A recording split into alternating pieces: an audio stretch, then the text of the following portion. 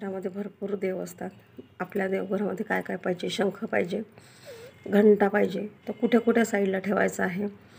तर ही माझी पूर्व दिशा आहे. पूर्व दिशेला मंदिर आहे आणि इथे माळ ठेवलेली आहे मी आणि इथे कासव आहे. तर विहिरीचं पाणी असल्याकारणाने क्षार खूप येतं.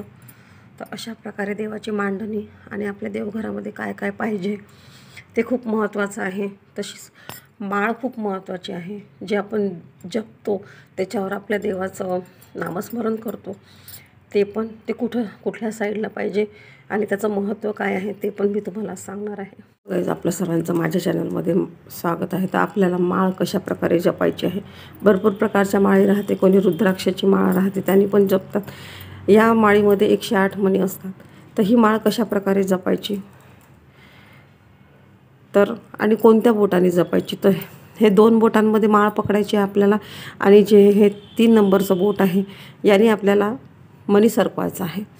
आणि करंगळी आणि हे जे बोट आहे याला स्पर्श झाला नाही, या बोटाला स्पर्श नाही करायचा, आपल्याला होऊ द्यायचा नाही आहे. म्हणजे इथपर्यंत जर माळ, आता आपण माळ पकडतो, कोणी असं असं करते, असं असं करते, तर हे चुकीचं आहे. असं असं करायचे नाही आहे. दोन्ही हात लावायचं नाही आहे. जेव्हा आपण माळ इथे आली तर इथे आपल्याला असं माळ करायची आहे. ह्या बोटाने आपल्याला मणी सरकवायचं आहे.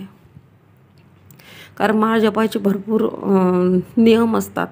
तर अशा प्रकारे आणि जेव्हा आपला शेवट येतो किंवा समजा इथे आली आपली माळ, जपत जपत आपण इथे आलो, तर इथे सरळ न जाता आपल्याला या 2 बोटांनीच म्हणजे 3 बोटांनीच आपल्याला ही जी माळ आहे ही परत उलटी करायची आहे.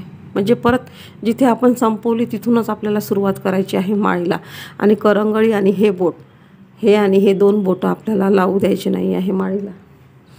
परत आपल्याला सुरू करायची आहे माळ जपणं. फक्त 3 बोटांवरती आपल्याला माळ जपायची आहे. आणि एक मणीवर आपल्याला एक शब्द म्हणा किंवा एक मंत्र म्हणायचा आहे. तर आपलं जी माळ आहे, जे जपतो आपण, ते आपलं जे आपण जपतो त्याचं फळ मिळते आपल्याला. नाही तर चुकीच्या माळ जपून काहीही उपयोग नाही आहे. तुम्ही नुसतं 108 वगैरे म्हणा. आणि माळीचंही म्हणजे खूप महत्त्व आहे. तर ही जी माळ आहे, हा जो मेरू आहे किंवा हा जो मेन आहे, तर हे असं ओलांडायचं नाही आहे आपल्याला. नाही तर कोणी काय करते, डायरेक्ट असं असं करते, असं असं करते, दोन्ही हात लावतात. तर हे असं कारण हे बोट पण नाही चालत आणि करंगळी पण नाही चालत. फक्त या बोटाने मणी आपल्याला सरकवायचा असतो. म्हणजे हे 2, तर ही समजू शकता ही खिराळी आहे, हा दोर आहे आणि दोर आपण ओढतो आहे. तर या बोटाने आपल्याला जो दोर आहे तो आपल्याला सरकवायचा आहे किंवा आपली जी माळ आहे ती आपल्याला सरकवायची आहे. तर तुम्हाला व्हिडिओ कसा वाटला नक्की सांगा. आवडलं तर एक लाईक करा, शेअर करा, सबस्क्राईब करा. कारण हे जे आहे हे ओलांडायचं नसते. इथे संपल्यानंतर परत आपल्याला इथूनच सुरुवात करायची आहे. तर आजच्या व्हिडिओमध्ये आपल्याला माळीचं जे महत्त्व आहे ते समजलं असेल. कारण भरपूर जण माळ जपतात, माळीचे नियम माहीत राहतात त्यांना आणि काही जणांना नियम माहीत नसते. तर दोन्ही हात लावून आपण करतो.